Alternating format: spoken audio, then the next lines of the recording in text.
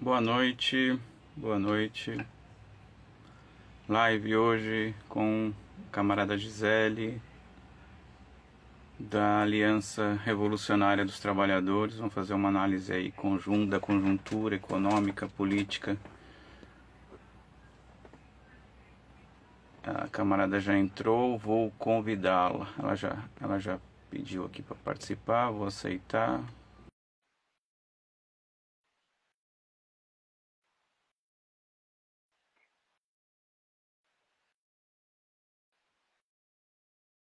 Camarada.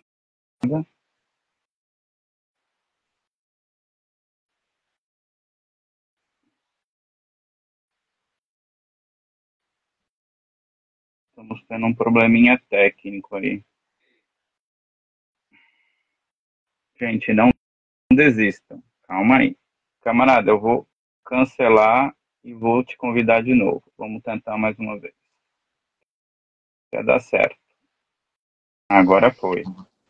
Boa. Tudo bem, camarada? Agora é só virar a câmera. Só virar a câmera. Pronto. Tudo bom? Tudo bom. É um analfabetismo digital grande aqui, mas funciona. Não é não, tá todo mundo no mesmo barco, é muita tecnologia, toda hora a gente está aprendendo. E quando a gente aprende uma coisa nova, parece outra, aí fica difícil. Você sabe que eu também, agora de tanto fazer live, eu ainda peno, mas eu aprendi um pouquinho, mas no começo tudo dava errado, não saía o som, e aí caía, e aí não sei o quê, enfim. Agora continua dando errado, mas pelo menos eu sei porque dá errado. Olha, eu aprendi a andar de Uber em 2018. Eu comecei a usar o WhatsApp em 2017. Então, assim, a coisa aqui é muito lenta. É muito lenta. Não, mano. Camarada, primeiramente, boa noite, é um grande prazer tê-lo aqui conosco. Acho que é uma live potente, é uma live que vai mexer com muita gente, mas é isso que a gente quer. Eu gostaria, já te convido para você fazer a própria apresentação, né? E aí a gente já começa a discorrer sobre os temas que a gente vai linkar aqui, e não precisa ter uma ordem necessariamente, mas a gente vai falando de acordo com o ritmo mesmo da live. Primeiramente, novamente, um grande prazer, obrigado pelo seu aceite, e deixo a sua apresentação inicial. Maravilha. Então, boa noite, camarada, e a todos os camaradas também que nos ouvem, Brasil afora. Eu sou Gisele Cifroni, né? Eu sou militante da ART, Aliança Revolucionária dos Trabalhadores. O meu trabalho, o meu ganha-pão, eu sou professora universitária, mas eu acho que isso é irrelevante para o debate que a gente vai ter aqui. Eu acho que o mais importante é o debate político que a gente vai estar fazendo. Eu sou militante há 20 anos, dia 19 de março, faz 21 anos que eu milito. Sou comunista, eu prefiro esse termo, né? Embora seja um termo assustador para as pessoas, eu gosto muito desse nome. Sou abertamente comunista, faz 21 anos que eu estou aí nessa peleia, né? E agora, junto com os companheiros da Aliança Revolucionária dos Trabalhadores. Atualmente eu moro no Amazonas, eu sou paulista do interior de São Paulo, nasci em Bauru, foi onde eu comecei minha militância. Depois fui morar na capital. Corintiana, porque eu já vi uns posts seus sobre o Corinthians. Eu costumo dizer o seguinte: se a revolução acontecer no jogo do Corinthians, tem que esperar o jogo acabar, porque as massas estarão ocupadas. Então, corintiana. E atualmente eu moro aqui na cidade de Manaus, né? Mas sou caipira raiz, que eu costumo dizer, caipira do interior de São Paulo mesmo. Filha de pai operário e de mãe camponesa. Como ninguém gosta de falar de si mesmo, é interessante, né? Todo mundo que eu peço para fazer a apresentação é uma apresentação sempre sucinta, mas eu acho que é isso mesmo, eu acho que é importante, não são as nossas biografias, embora elas tenham a sua relevância, né? A gente só está aqui por causa das nossas biografias, mas os temas as ideias que nós defendemos. Eu gostei já logo de cara que você falou, sou comunista, eu também sou comunista, e é preciso resgatar esse lugar, né, de se afirmar como comunista, porque o comunismo, ele vem, desde que ele surgiu como ideologia proletária, ele vem sendo, é claro, ele entra num campo de luta com o próprio termo, né, ele define a luta de classes, né, porque quando você se define comunista, você diz o que você quer, qual o lugar que você quer chegar, né, qual o lugar qual a sociedade que você pensa, né, e muita gente foge de se declarar comunista, né, e aí já começa o problema, por aí a gente já vê. A gente combinou aí no nosso tema, claro que a gente vai falar de muita coisa, a gente vai falar um pouco sobre a conjuntura nacional e internacional, não tem como fazer uma análise sem falar do capitalismo como um todo, da análise conjuntural, econômica e política, que andam juntas, e a gente vai falar, dentro desse contexto, como que nasce a Aliança Revolucionária dos Trabalhadores, a qual você milita e a qual você representa. Eu não sei se eu vou abrir muito o leque, mas eu acho que porque muita coisa do que está acontecendo agora tem desenvolvimento, não está acontecendo nada. A gente poderia abrir o leque a um nível absurdo, que eu acho que não seria produtivo. Mas eu acho que, não sei se você concorda comigo ou não, a gente poderia começar falando, que eu acho que tem muito a ver com o que está acontecendo agora, do processo do golpe político e civil e contra a Dilma Rousseff e o desmembrar até os tempos atuais, e aí a gente pode estar falando como até chegar nesse momento, aí a gente faz um respiro um pouquinho, e aí a gente entra no governo Lula nesse um ano, né, mais de um ano de governo Lula.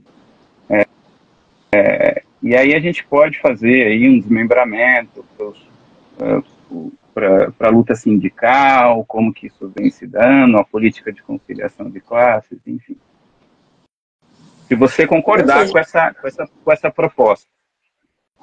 Perfeito. Eu só vou me alongar um pouquinho, camarada, porque para a gente entender isso... Tá me ouvindo? Tô ouvindo. Porque para a gente entender 2016, a gente vai ter que dar um mergulho na própria história do PT. Sim. Eu acho que isso é fundamental. Sim. Porque senão a gente não explica 2016 ou explica 2016 por si mesmo, né? E aí a gente vai ter que dar um mergulho aí. Então, eu acho que para a gente entender o que se passa em 2016, 3 anos antes, 2013, que também ali, vamos dizer assim, que foram as placas tectônicas que se moveram no Brasil e que abrem ali uma fissura política, que, em meu juízo, segue aberta, não há ainda uma síntese daquilo, a gente vai ter que entender o projeto que estava posto no país, né?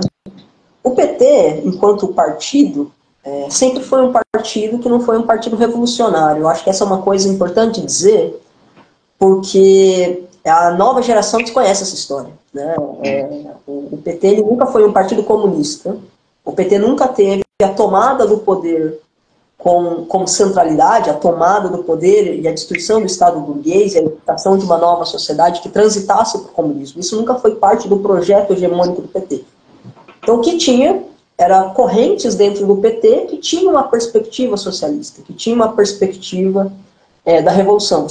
Teve algumas correntes, que eu acho que talvez uma das principais tenha sido a Convergência Socialista, que depois vai desembocar para a STU e etc., mas que era uma corrente que estava longe de ser hegemônica dentro do PT. Então, o projeto geral do PT era chegar ao poder pelas vias democráticas. E, a partir das vias democráticas, fazer isso em 89, começo dos anos 90, que você tem ali em 94 ainda a candidatura do Lula, fazer algumas reformas, que são reformas burguesas, né, que a gente chama, mas por dentro da ordem. Então seria reforma agrária, reforma urbana, etc., reforma bancária.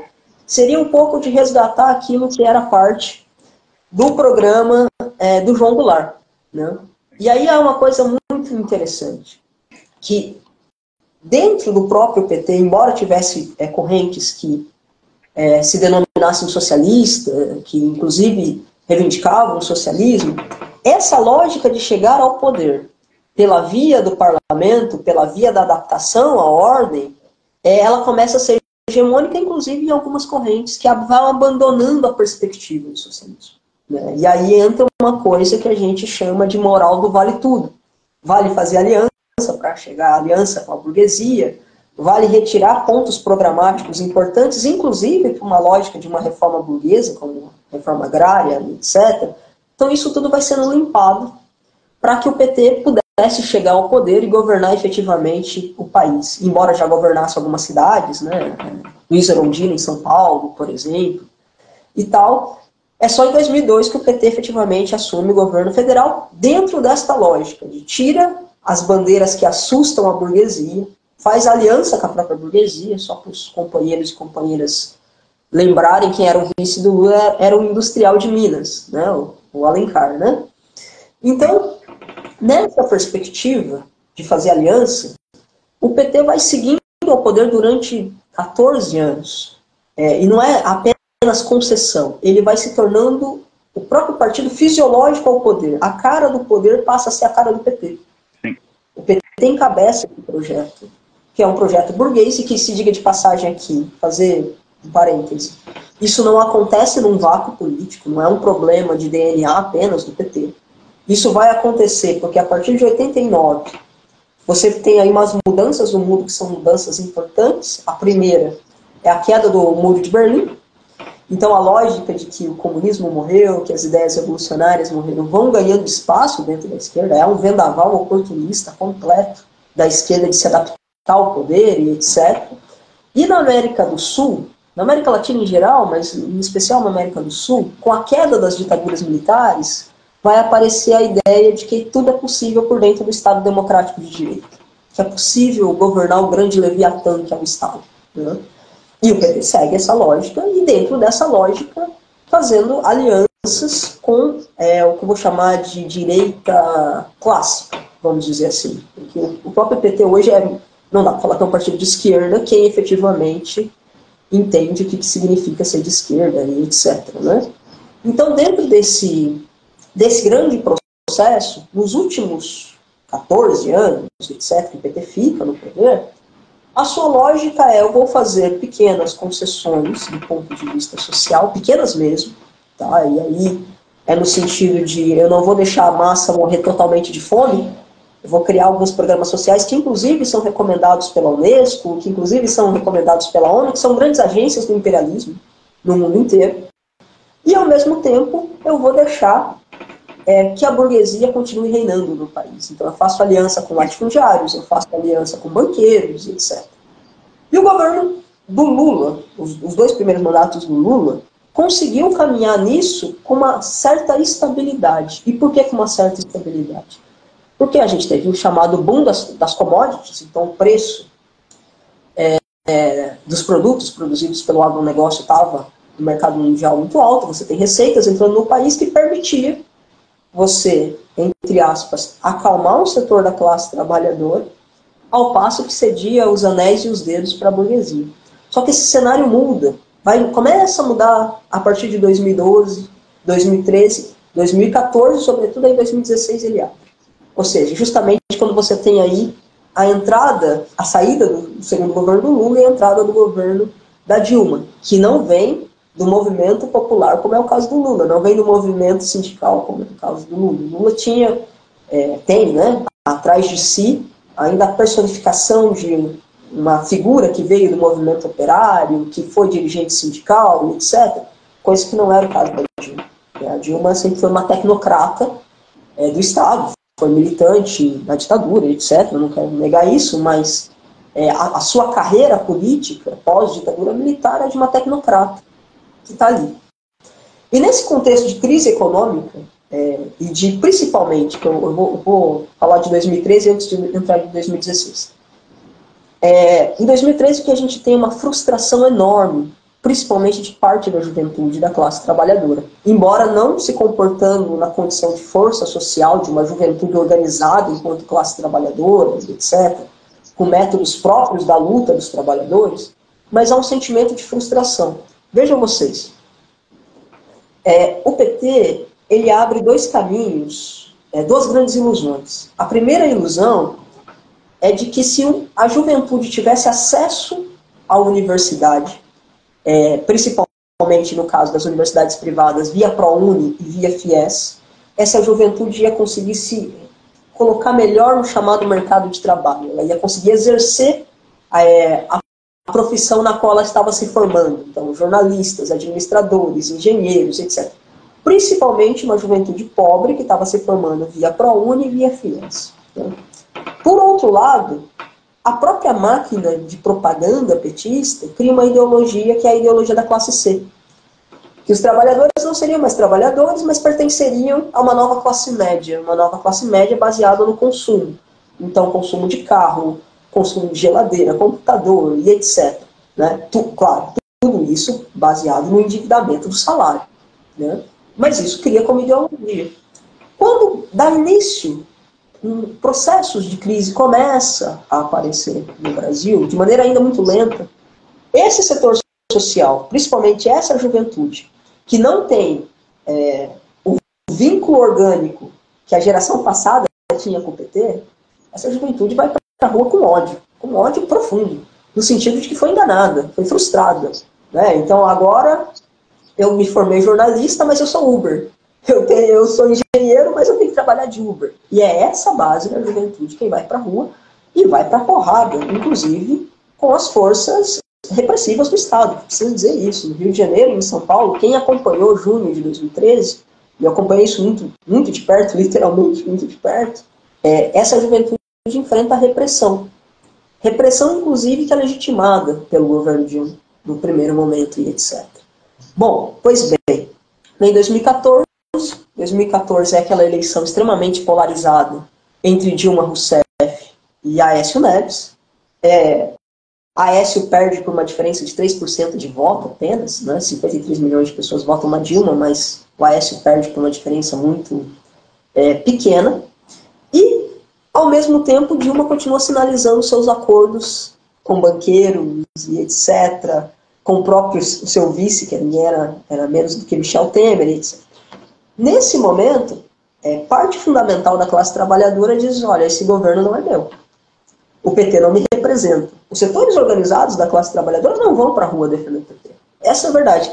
Nesse período, camarada, eu morava em São Bernardo do Campo. Eu morava do lado, praticamente, do Sindicato dos Metalúrgicos. Então, quando vem a queda da Dilma, os operários, que eram os meus vizinhos, falavam, eu não vou para a rua defender esse governo.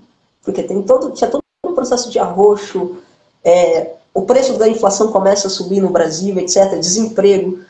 Então a Dilma cai muito mais porque perde o apoio dos trabalhadores, perde o apoio dos trabalhadores, e porque uma parte fundamental da burguesia brasileira saca uma coisa: o PT não conseguiu segurar uma sublevação popular que foi 2013.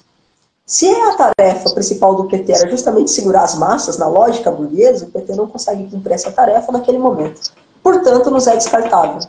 E aí que você tem toda aquela manobra parlamentar que vai derrubar a Dilma, mas com uma coisa muito importante, lembrando que o governo Dilma era um governo burguês e que a classe trabalhadora não saiu nas protestos. Eu acho que esse é um elemento fundamental de dizer. Por que eu acho que isso é importante? Porque há uma leitura de que toda a origem, vamos dizer, do reacionarismo, que a gente vai verificar 2018, depois no governo Bolsonaro, etc., teria origem em 2013. Eu, particularmente, discordo dessa caracterização. Por que eu discordo dessa caracterização? Porque naquele momento, se a revolta popular fosse organizada por uma esquerda revolucionária, nós não teríamos dado no Bolsonaro. Nós não teríamos dado em Michel Temer e etc., né?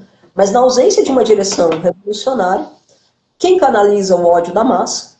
Quem canaliza o ódio da massa é a direita e a extrema-direita, posteriormente. Né? Então, ódio, que eu costumo dizer, não era um ódio fascista, como algumas pessoas dizem, né? A massa virou fascista, que chega até a ser uma coisa bem ridícula, né? Mas quem canaliza aquele descontentamento não é a esquerda revolucionária, porque a esquerda revolucionária não tinha pernas para isso, inclusive. Né? Então, acho que esse é um debate muito importante, porque toda a narrativa petista hoje é de que 2013 já era o gênio do golpe de 2016.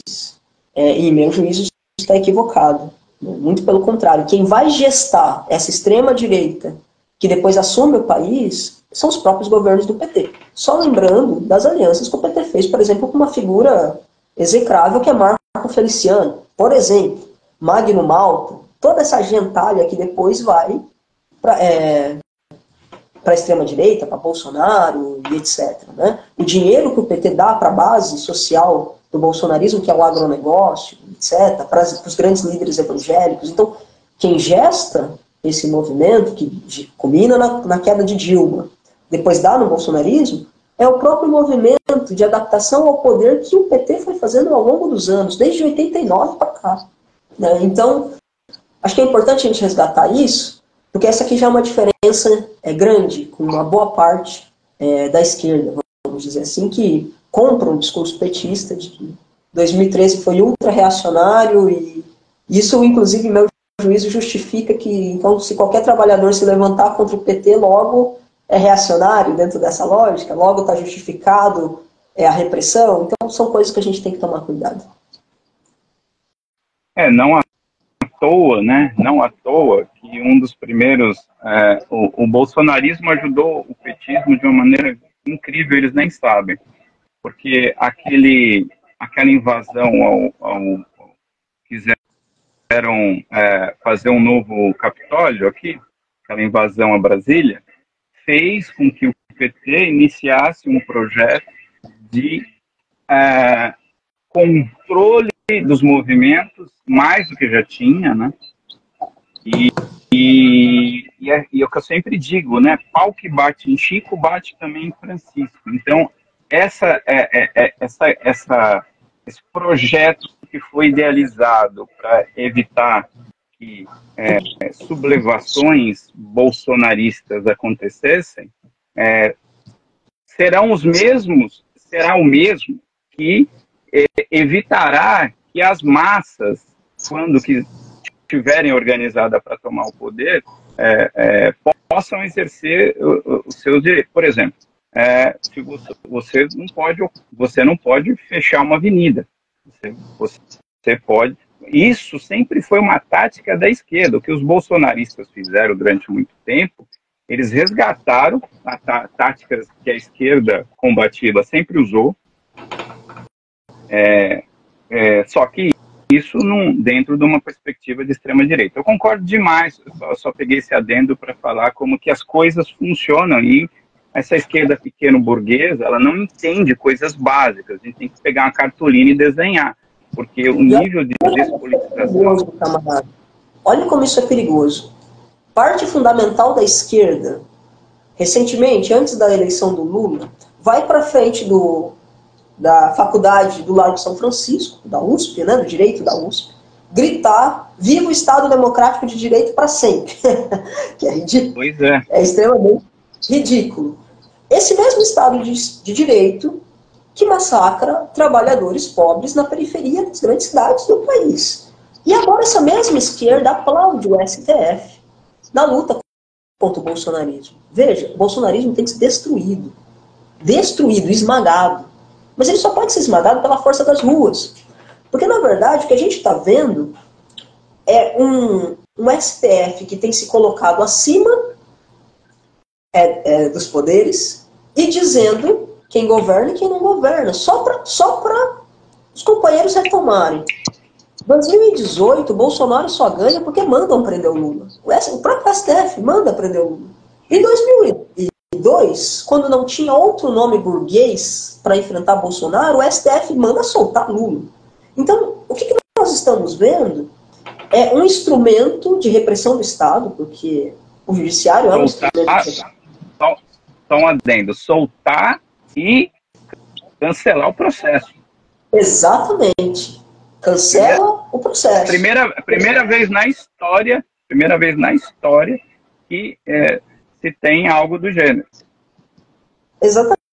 É o seguinte, se a extrema-direita que está atrapalhando a estabilidade burguesa para acumulação de capital, então esse poder judiciário e o poder militar vai atacar a extrema-direita. Mas se for os trabalhadores a reclamar pelas suas melhores condições de trabalho, melhores condições de estudo, pelo acesso à terra e etc., esse mesmo Estado, por meio das suas instituições, tendo aí o STF como parte da repressão do Estado, porque o judiciário é parte da repressão do Estado, não vai hesitar em atacar os trabalhadores.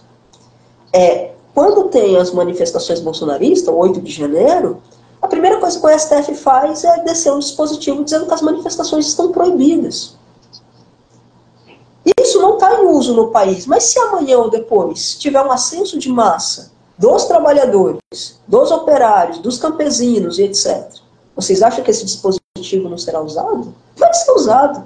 Então, essa ingenuidade em relação à máquina do Estado é uma das coisas que essa esquerda está completamente deturpada.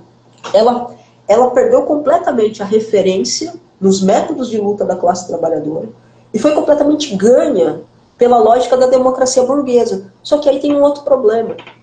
A crise econômica mundial se transformou em crise política e em crise social. Esse regime democrático burguês está em crise completa. Boa parte da classe trabalhadora não acredita nessa forma de democracia porque ela continua passando fome, porque ela continua desempregada, porque o problema da violência urbana continua, enfim, uma série de misérias que estão postas.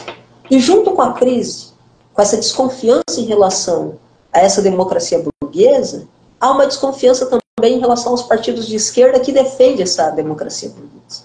E eu acho que esse é um elemento fundamental, porque cada vez menos a esquerda fala para a massa, porque cada vez menos a massa acredita nessa esquerda. Porque essa esquerda, tudo que ela faz é defender a ordem, é dizer viva o Estado democrático de direito e etc.